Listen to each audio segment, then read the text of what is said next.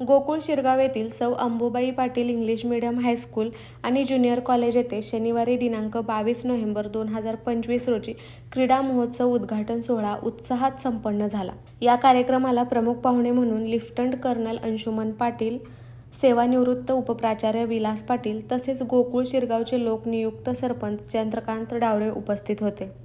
छत्रपती शिवाजी महाराज यांच्या प्रतिमेचे पूजन व दीप प्रज्वलन करून कार्यक्रमाची सुरुवात झाली।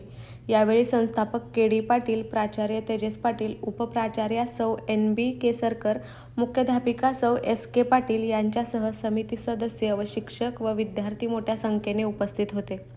विद्यार्थ्यांनी एनसीसी प्रात्यक्षिक, कवायक, लाठीकाठी, लेझिम, एरोबिक्स, योगासने, बॉल डान्स, स्केटिंग, कराटे इत्यादी आकर्षक सादरीकरणे करून प्रेक्षकांची वाहवा मिळवली।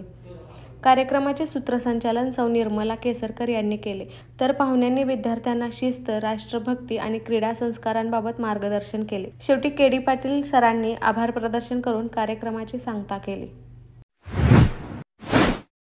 बाळ, फ्रीजमधून श्रीखंड काढ ना। आम्ही पूर्वी घरीच बनवायचो श्रीखंड, त्याची चवच वेगळी होती। आता काय सगळं रेडीमेड। आजी, हे श्रीखंड खाऊन बघ।